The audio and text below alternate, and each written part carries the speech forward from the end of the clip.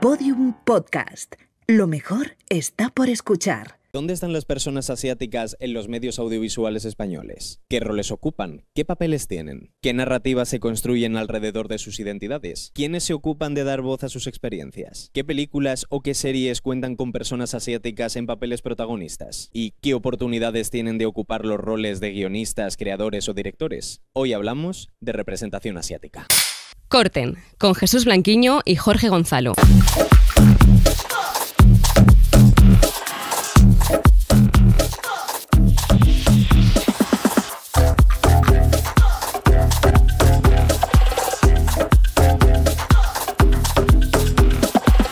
Aunque la representación asiática ha crecido en la ficción audiovisual nacional de los últimos años, los personajes que aparecen todavía son escasos y con poco protagonismo. Así, en 2022, de los 20 personajes asiáticos que hubo en cine y series, solo la mitad contaban con trama propia. Por tanto, responden todavía a unas limitaciones narrativas que condicionan su presencia y desarrollo en pantalla, reduciendo de este modo nuestros imaginarios colectivos. ¿Qué tal? Empezamos junio, el mes del orgullo LGTBIQA+, y también es el mes en el que vas a ver más arcoíris por píxel cuadrado del último año, básicamente. Es el mes por antonomasia del pinkwashing y te preguntarás, ¿esto qué es? Pues mira, es el mes que deciden todas las empresas por revolotear alrededor del suculento mercado que genera el colectivo LGTB. Con esto estarán así durante 30 días, 30 concretamente, que es lo mismo que tienes tú de tiempo para devolver una prenda de ropa. Pero bueno, no estamos aquí para hablar de tiendas, de hecho nunca lo estamos. Hoy estamos aquí para hablar de representación en el audiovisual y cómo las narrativas audiovisuales pueden generar también clichés, que es algo bastante negativo. Porque ¿quién nos recuerda a ese anciano tan sabio que su función es enseñar kung fu al personaje blanco en cada película?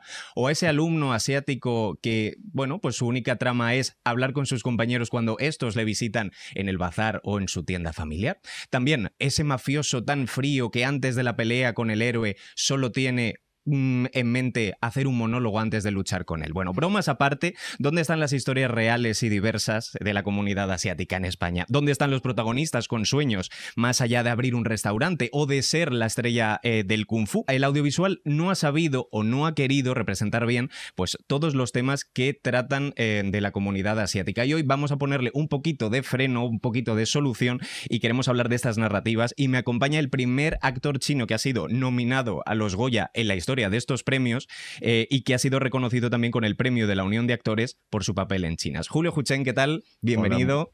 Hola, muy buenas. Muchas gracias por invitarme y bueno, como voluntario de ODA esto es como un examen casi, pero bueno, no, a disfrutarlo. Va a ser seguro que es una charla súper enriquecedora y en la que vamos a aprender un montón. De hecho, mira, vamos a empezar a hablar ya del audiovisual, porque creo que cuando tú no tienes un bagaje, digamos, muy actoral, y sí que tienes unos referentes en los que te fijas. Hay un actor en concreto que trabaja mucho con Wong Kar-wai, que es, voy a ver si te refresco la memoria, que es Tony Leung, que sí que es un actor al que destacan que tiene una forma de actuar muy especial porque lo hace tanto con los silencios como con la mirada, ¿no? Y creo que te fijaste un poco, ¿no?, en la hora de, bueno, pues vamos a hacer o intentar hacer algo parecido.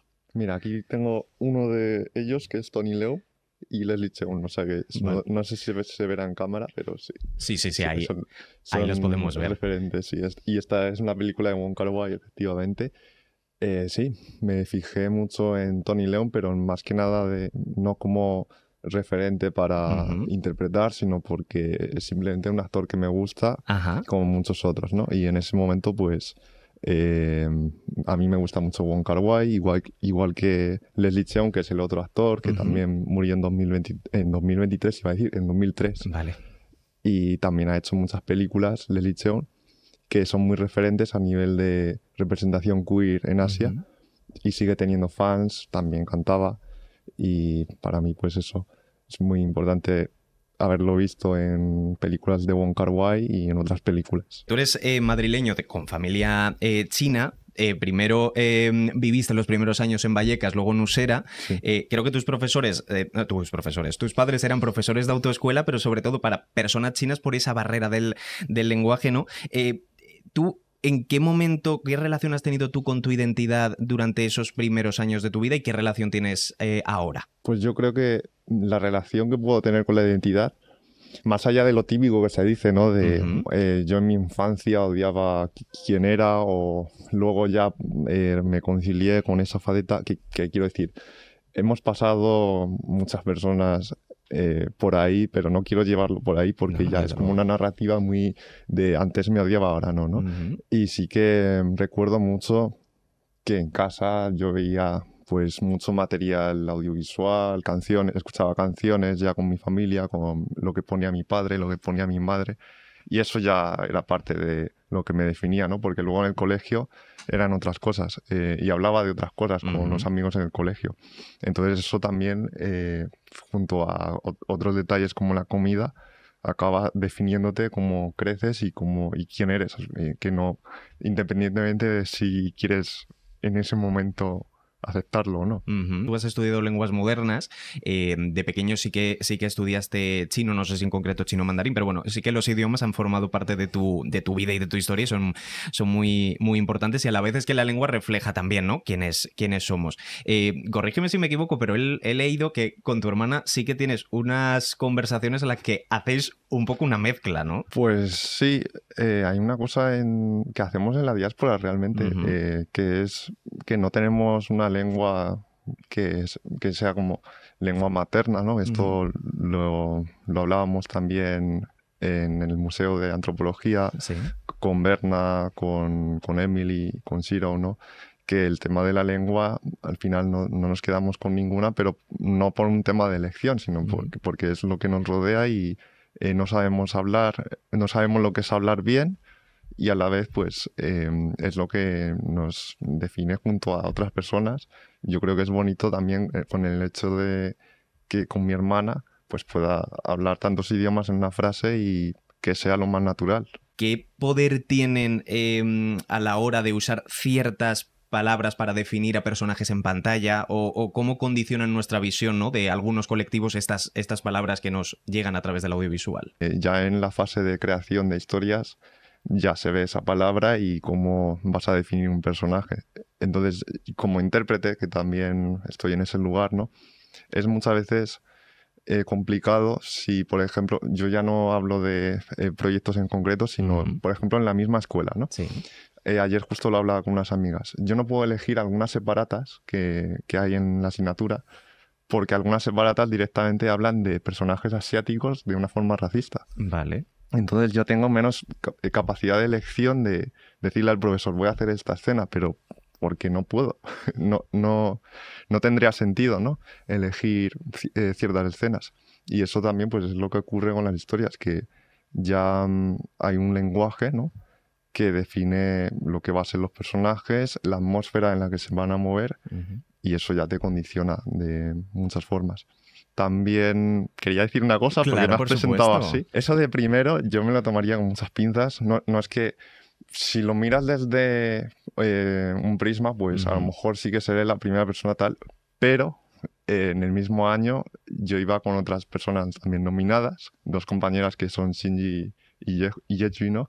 Y luego también, aunque no tratase sobre esa temática, en la contadora de películas también había una nominada. Yo leí un tuit que me gustó mucho de Taolei Goffey, que bueno, es artista y también escribe, que decía que si la aspiración era solo la representación, todas las primeras veces van a ser las últimas. Entonces eso me dejó pensando, y sí que es verdad que antes de mi recorrido por toda esta parte de premios, hubo gente que ya estuvo nominada, pero a lo mejor no tenía tanto que ver con la comunidad china lo que hacían, o estaban en otro tipo de visibilidad. Sí que es verdad que se conoce a Chache Yuan en la categoría de cortometraje, ¿no?, de ficción, y también hay unos cuantos nombres más, pero que a lo mejor o han estado en la shortlist. Pero claro, por eso digo que lo de primero... ¿Crees que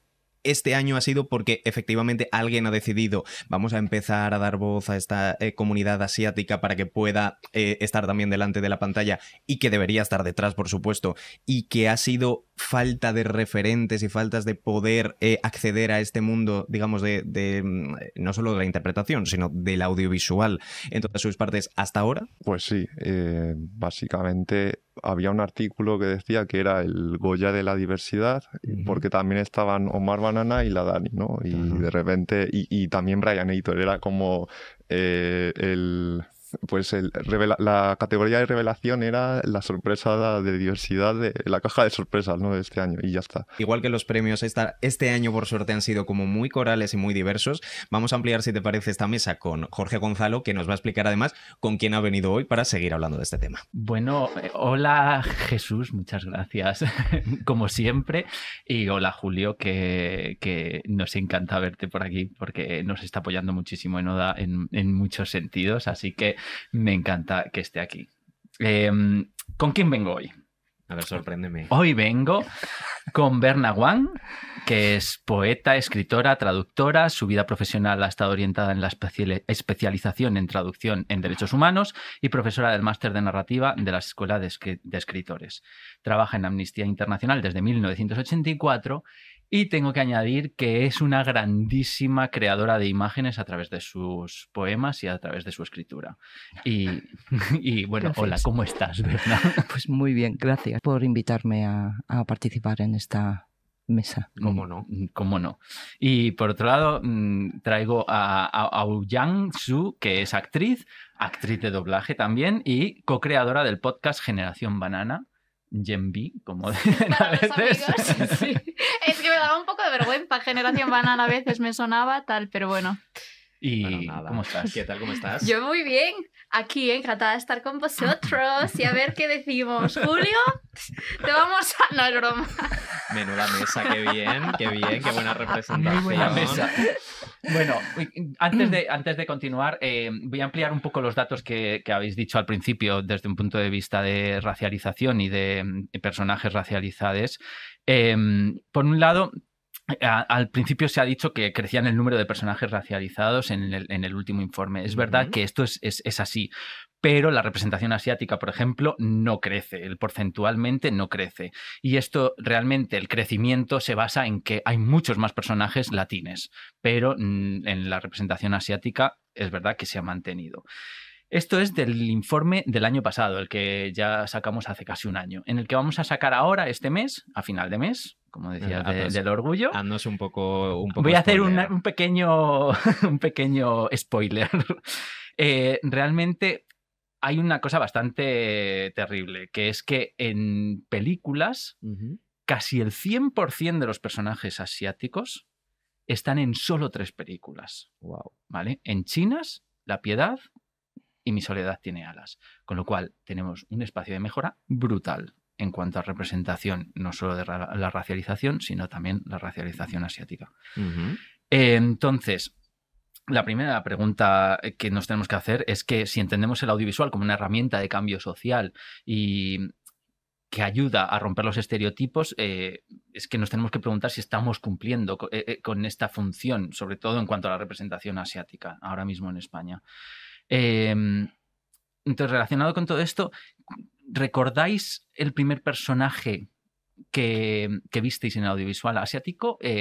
Personaje, ya sea en una producción internacional, pero también en una producción española. A ver, yo me acuerdo con horror del vecino japonés de Desayuno con Diamantes. O sea, que es que cuando he vuelto a ver esa película, me salto esa escena porque es como, ¿cómo se llama? El PTSD, el síndrome de estrés postraumático. Total. O sea, igual me ha pasado.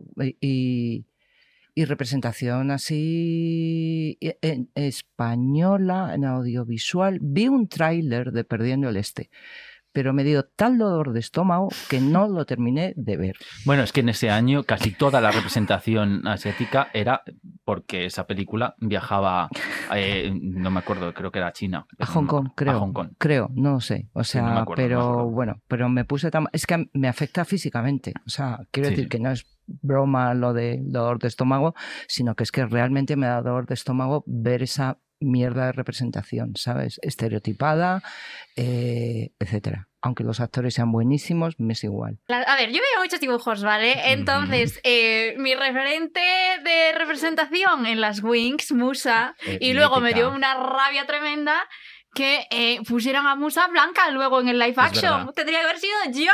No, es broma. Pero, no sé, luego ya estoy apuntando Shin-chan, forma parte de mi personalidad.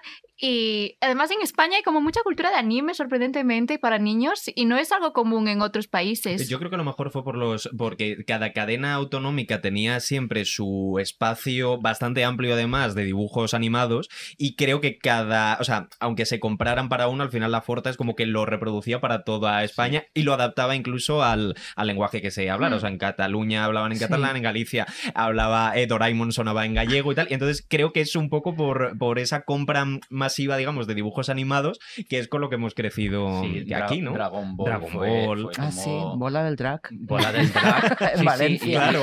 Y en Galicia, no me acuerdo cómo era, pero también estaba en galego. Y cómo se representa, ¿no? Un creador asiático a un creador blanco, porque me decía una persona el otro día, ay, yo no sabía que Shin-chan hasta mayor era japonés. En plan, yo pensaba que Misae podría ser Carmucha, del barrio de Aluche, ¿sabes?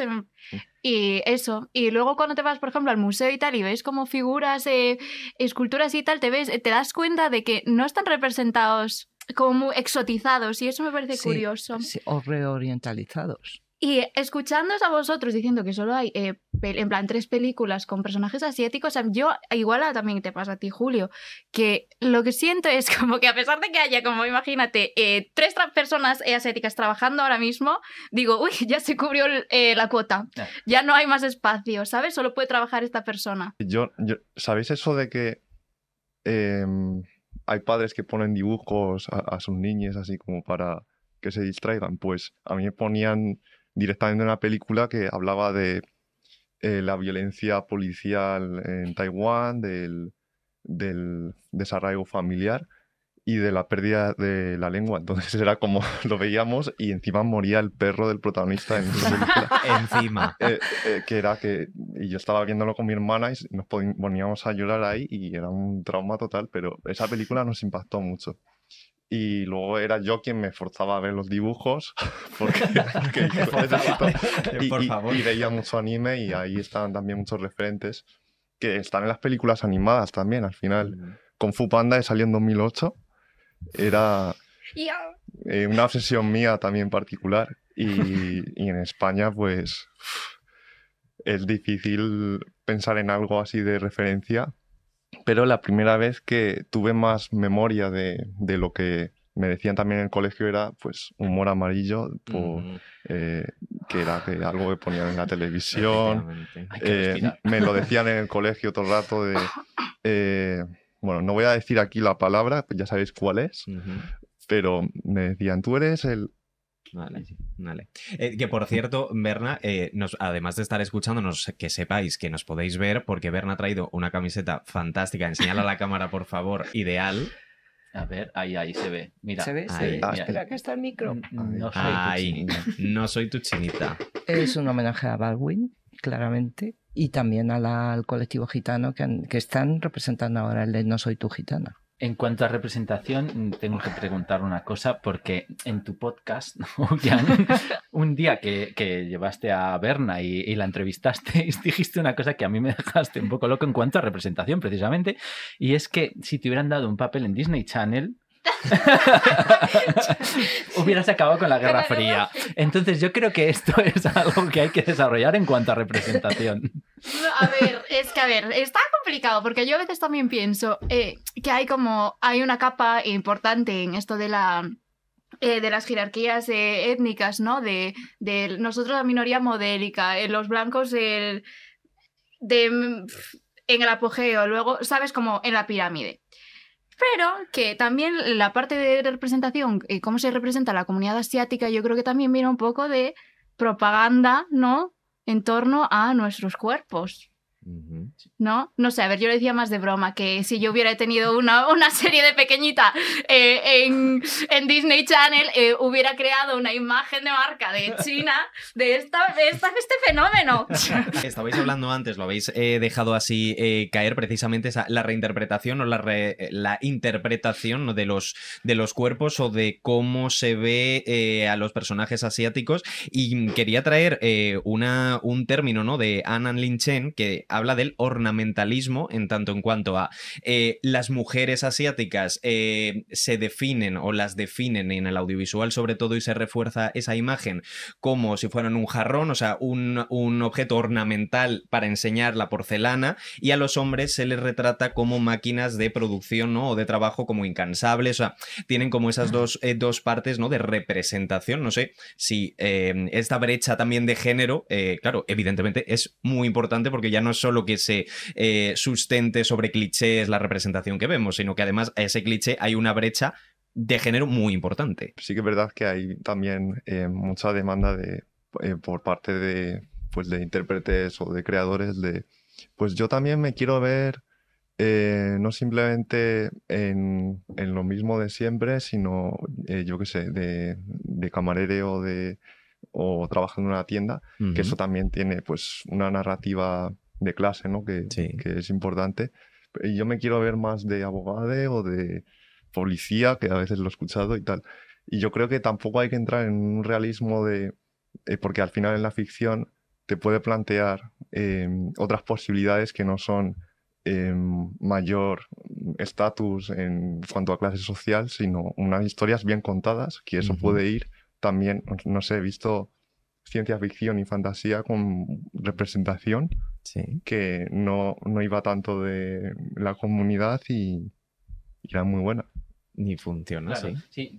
Yo realmente soy muy pesado muchas veces diciendo una cosa en Oda, que es lo de que la ficción no refleja tanto la realidad, sino que es más bien al revés, que al final nos reflejamos en la ficción de alguna manera. Entonces creo que sí que cuando creas personajes tridimensionales, como decíamos antes, pero además también intentas reflejar de otra manera personajes y estereotipos, haces que la gente desde fuera también se sienta empoderada de alguna manera. Entonces creo que sí que el salirse y el que haya una reivindicación de ciertas nuevas narrativas, creo que aparte de que no son nuevas, que lo único que hacen, porque tenemos el ejemplo de Berna, es decir, ojalá tuviéramos un personaje como Berna en una ficción, pero es que realmente es muy raro que consigamos ver a alguien así. Al final siempre caemos en ciertos estereotipos.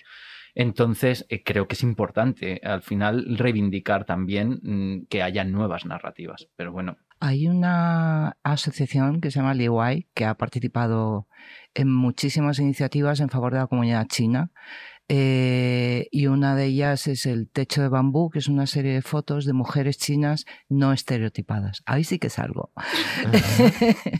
Y no sé, o sea, hay muchas cosas que se pueden hacer. Desde ahí están haciendo mucho trabajo, pero más orientado a la comunidad china. Yo no me considero comunidad china, que quede claro.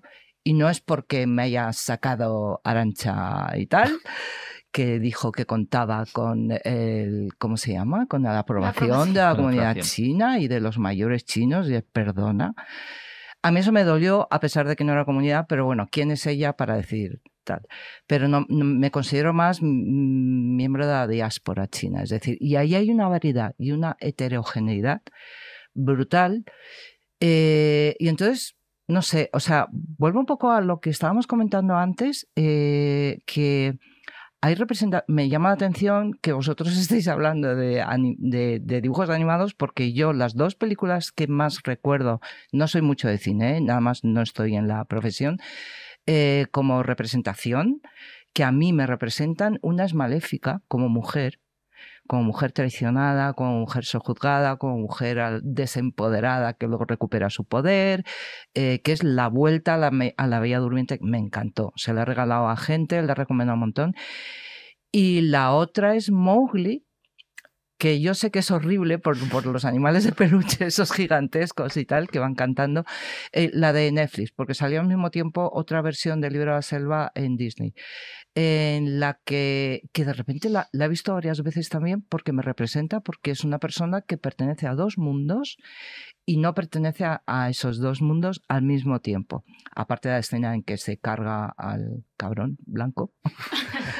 pero que no me hace falta que sean actores o actrices de origen asiático. O sea, hay películas, sobre todo cuando debe influir eso de que las películas que veo en las que hay actores de este asiático no me representan nada, pero no porque no cuenten mi vida, o sea, yo no aspiro a eso, sino porque son personajes planos, son personajes no tridimensionales, son historias que están mal contadas directamente, porque, no sé, porque no son, no lo sé, o sea, son estereotipos y eso es peor que haya eso a que no haya nada. Yo prefiero que no se haga nada a que si vas a hacer una película en la que lo único que vas a contar son estereotipos. Por todo lo que dices, entiendo que tú, que has nacido en la España franquista, sí, no ves mucha mejoría desde esa época hasta ahora en cuanto a representación. O sea, a mí, por ejemplo, yo preferiría que no se hubiera hecho chinas, a pesar del excelente trabajo que hacen los actores,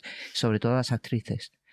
Pero es que de verdad, o sea, después de que haya abierto el Melón 80 hace una semana o así, nos ha escrito mucha gente en público y en privado hablando precisamente de eso, de que se han retraumatizado por las historias que contaban sin ningún tipo de empatía, porque no hay ningún final feliz, aunque sea, ¿sabes? El tópico del final feliz. No hay ni eso, no hay ningún cierre, porque se utiliza la palabra chinas, que para nosotros se ha utilizado en el colegio como insulto. O sea, yo siempre cuento la historia de esta niña de 3 años que vuelve el primer día del colegio y llama a su hermano chino porque piensa que es un insulto. Y recuerdo la cara que puso su madre, que estaba yo delante. Y entonces, que utilicen eso, es que de verdad. O sea, y nos han escrito gente de la diáspora, aparte del tema del plagio, porque a mí lo que sí me representa, y no, mis padres no tenían un restaurante y hay 40 años de diferencia, pero me representa Gazpacho Agridulce, para empezar, a la que han plagiado. Sí. O se han inspirado creativamente en ella, pero no la acreditan en la película. Y a mí eso me parece una vergüenza. O sea, y entonces gente que ha salido adelante como Gazpacho, Juan, como 80, que han salido adelante sin contar con el apoyo de nadie, de la red clientelar de la comunidad china que existe también, del Quanxi, para mí son mis referentes. ¿Qué hubiera cambiado una película o una serie hecha por Juan, por Gazpacho Agridulce? Juan estaba negociando con una productora el convertir Gazpacho Agridulce, la novela gráfica suya, en una serie. Cuando vio el guión dijo, por aquí no, porque había partes racistas y ella se negó como creadora y además dijo, es mi marca, con mi marca no va a salir esto. Y que le dijeron que es que el público español no iba a entender lo que ella quería hacer. ¿Y qué pasa? Que le dan dinero a esta mujer para hacer una película de mierda, con perdón, podéis poner pitos, como en Estados Unidos. ¿Y a cuándo le dan dinero para hacer esa producción de una serie que habría sido, estoy segura, basándose en su trabajo, habría sido mucho más representativa? Es que eso dice mucho de cómo está el mercado. Realmente, por todo lo que estás diciendo, sí que parece como que no va a haber ningún momento en el que creadores asiáticos empiecen a contar sus historias. Yo hace tiempo que pienso que es que falta masa crítica. Eso se lo dije a Chenta hace muchísimo en una entrevista, cuando tenía el programa de radio que luego cerró Almeida. Falta masa crítica, o sea, no hay... Pues igual que Netflix produce cosas para adolescentes y treintañeros que no me representan ya para nada, salvo que cuenten historias universales. Por ejemplo, Sex Education sí me gusta y me representa, pero hay otras que no. Pues es que si no hay una masa de gente que vaya a ver esa película o que compre todo relacionado con esa película no se va a hacer. No se va a hacer. Y bastante mérito tiene que Astiberri, o sea, que Juan haya publicado en un sitio de... Pero es otra cosa que yo también reivindico. Yo no quiero publicar en una editorial para personas racializadas o migras.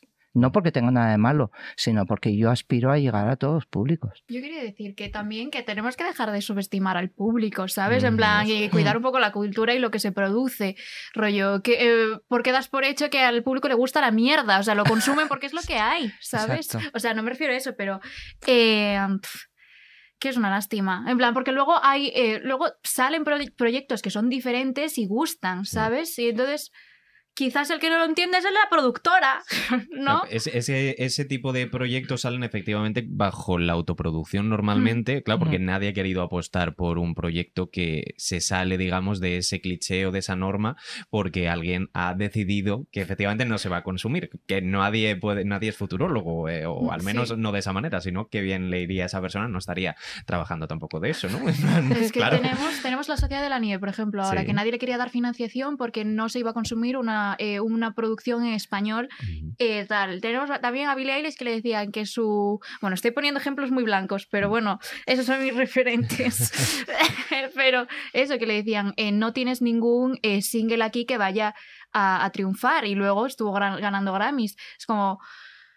Tú has creado Generación Banana junto a Jun Zheng y ante la falta de estos referentes precisamente, y ha habido otros podcasts como antirracistas similares, como No hay negros en el Tíbet, que hemos hablado antes también de ellas. Realmente hay que ocupar estos espacios porque son los que ahora mismo hay acceso, porque si no... A ver, realmente el podcast nace porque Jun y yo necesitábamos ir al psicólogo. Entonces... Y era más barato hacer un podcast. Y acabábamos antes porque no nos daban cita. Entonces, pues nació un poco de eso, y ya pues inevitablemente pues hablamos de qué nos atravesaba, crisis identitaria, ser jóvenes y tal, y era pues una narrativa que tampoco estaba expuesta en ese medio, ¿no? Y es accesible, fácil de producir y tal. Pero ahora tenemos una... Es que...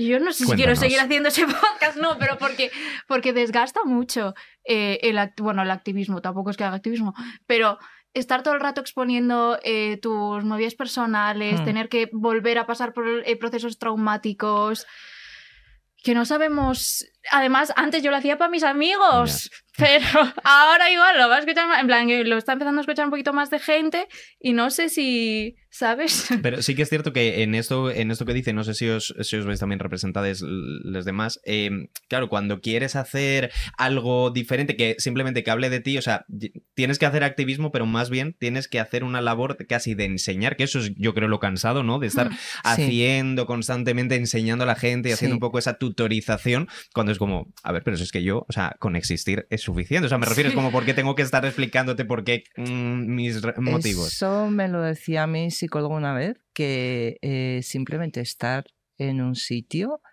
puede ser activismo. Entonces, porque no se cuenta contigo en ese espacio. Y entonces tú estás, no tienes que hacer nada, no tienes que decir nada. Y eso que yo desde el minuto cero digo que me represento a mí misma. O sea, que yo no represento ni a mi familia, ni a los traductores, ni a Amnistía Internacional, ni nada. Ni mucho menos a la diáspora y muchísimo menos a la comunidad china. Yo hablo en primera persona del singular, no digo nunca nosotros, nosotres.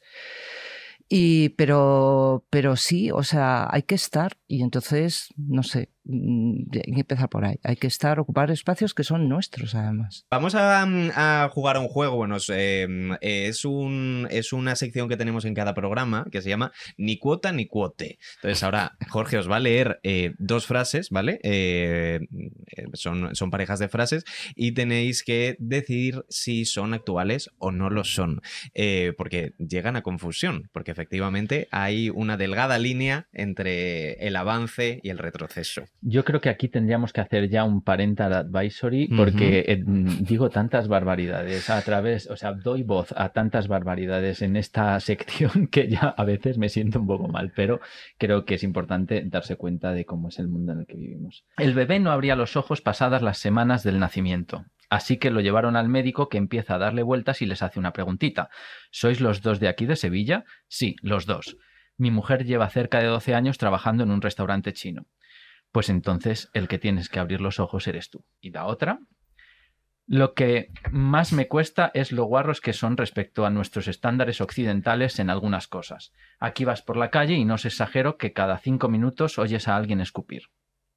¿Cuál es la antigua y cuál es la nueva? La última es la nueva y la otra es la antigua. Sí, yo creo que también, porque la otra es tan bestia que yo creo que ahora, como diría Alfonso Guerra, no podemos hacer chistes de maricones ni de enanos.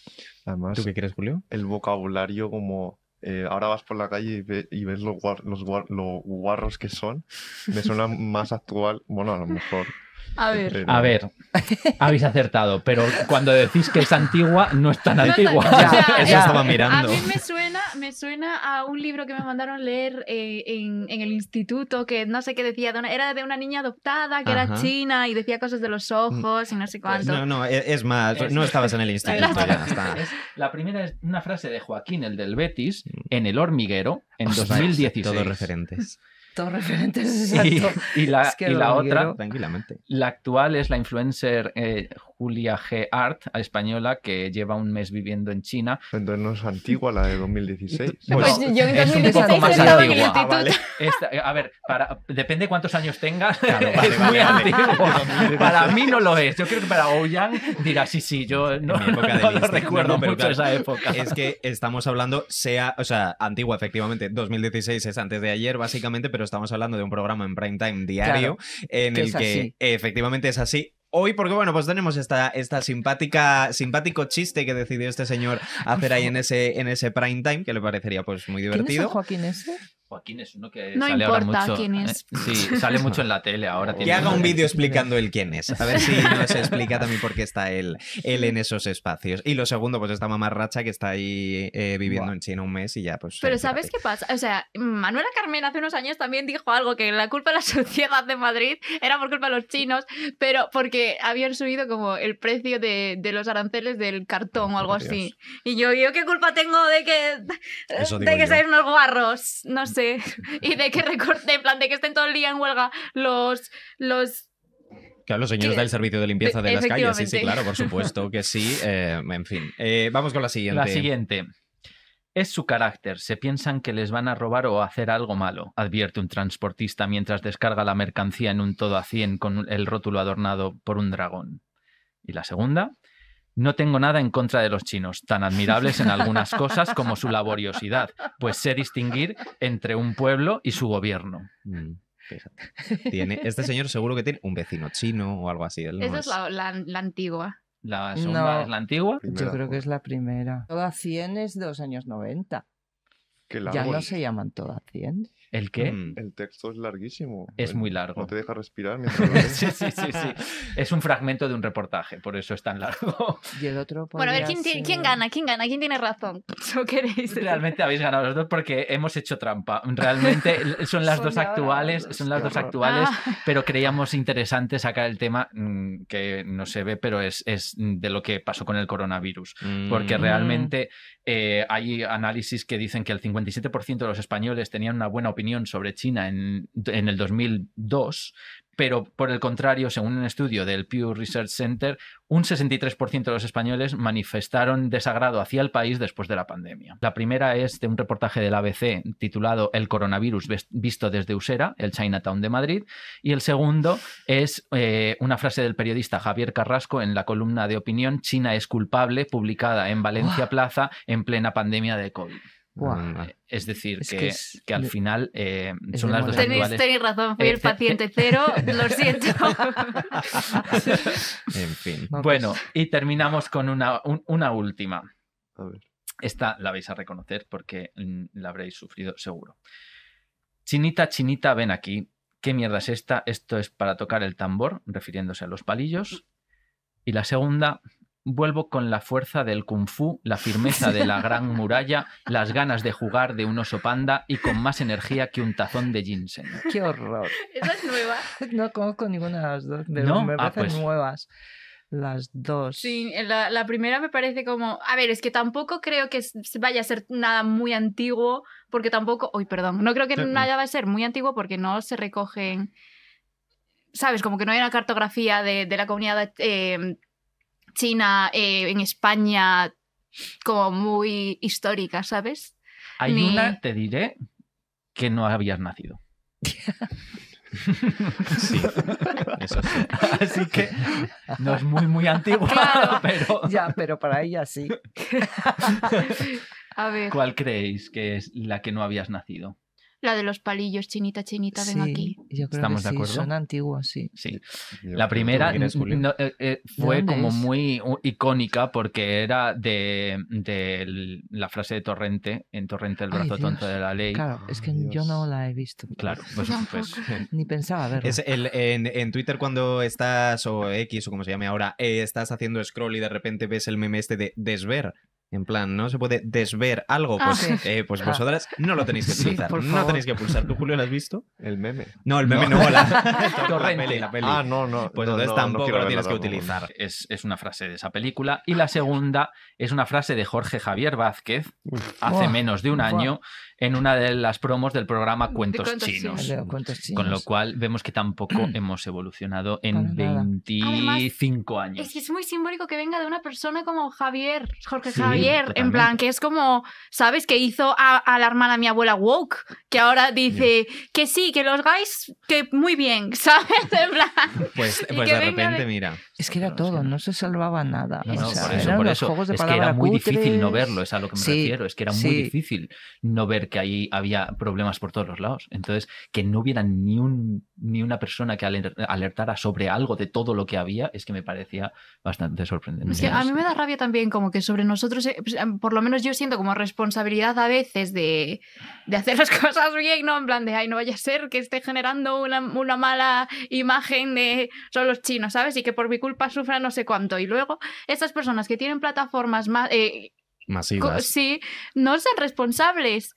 Y Hmm. yo, que a mí me escucha la vecina de abajo, ¿sabes? Sienta como el peso del mundo sobre los hombros, no lo sé. Para ir terminando, os voy a preguntar cuál sería la película que os gustaría ver a vosotros, a vosotros, si no la habéis visto en el momento. No tiene por qué ser sobre un tema asiático, simplemente una película en la que consideréis, hombre, sí, en este sentido, por hacer el ejercicio voy a ser un poco pesado y os voy a hacer trabajar también ese ejercicio, ¿no? De explicarlo, pero a lo mejor una película en la que de verdad os vierais representados o que quisierais ver para decir, aquí sí. Quiero ver la serie de Juan, Gazpacho Agridulce. Vale. Bien. Yo también. Yo también. Pero además, un ejercicio audiovisual. Si ya habéis dicho una serie, pues venga una película. ¿Qué Una película peli. os gustaría ver? Que existiera, dices. Una película se que produzca. existiera. Eso es, vamos ¿Qué? a tener todo el dinero del mundo y es un sí. ¿Qué película haríais? ¿Qué película os gustaría ver? O sea, que alguien hiciera o hacerla vosotros, pero una película que dijeras, está en cartelera, voy a ir a verla este miércoles, Día del Espectador. Cualquier película en la que... Es que es lo que decía Yuen Ping, que ¿por qué tiene que estar hablando de nuestra identidad? Claro. Una película de amor, o sea, porque le he dicho, digo, esta tarde voy a proponer que seas director y seas actor principal de una película de amor. ¿Por qué no? O sea, una película en la que estamos tomando el sol, como decía Sonia Masuda el otro día también en Instagram. Una película en la que salgamos haciendo nuestra vida. No sé por qué tiene que ser sobre lo que hemos sufrido, nuestra identidad, que además es parcial, es parte de nuestra identidad. Es la identidad vista por las personas blancas. A mí me gustaría ver una peli normal. O sea, no sé, por ejemplo, la de Vidas Pasadas me gustó por eso. Porque es una historia que es universal, que bueno, que está contada desde el punto de vista de una pareja de origen coreano, pero eso no es determinante. No está hablando de la identidad coreana, ni nada parecido. Es una historia de amor muy bonita. Julio, Sí, mira, cuéntame. Ya que has dicho que se podría poner mucho presupuesto, Ujú. y Tú todo- tira la casa por la todo el que ventana. quieras, yo haría como, sí, algo como Matrix, además, o de fantasía, como me gusta mucho Avatar, que Sí. somos aquí nuestras referencias son dibujos animados, pero Avatar fue muy especial para mí, ¿no? Porque Ajá. también era esto de los elementos. Sí. No digo la No, de Avatar, James la leyenda Cameron, de Aang. Sí, digo sí. la buena. A mí literal, yo soy muy fan y siempre me he quedado, o sea, en los dibujos, y perdón que ahora continúe, pero es una fricada, pero luego me... pero siempre, en los dibujos es verdad que es continuista y sí que lleva todos los episodios, pero cada vez que han hecho como un live action o algo, o lo han llevado al cine, solo vemos hasta la primera batalla ahí con el pueblo del agua. Es como que yo quiero ver cómo continúa. Me gustaría ver eso como controlando los elementos, muchos efectos, yo qué sé, Matrix, y no tienen por qué ser Kung Fu ni nada, pero que se vean poderes, no sé, por ahí volando. Guay. Sí. Vale. Yo tengo muchas ganas de hacer una comedia. En plan, yo quiero hacer comedia, pero que, claro, a los papeles a los que aspiro actualmente que envuelva la comedia son muy racistas. Entonces, una comedia que no sea racista. ¿Qué más? Una Hannah Montana.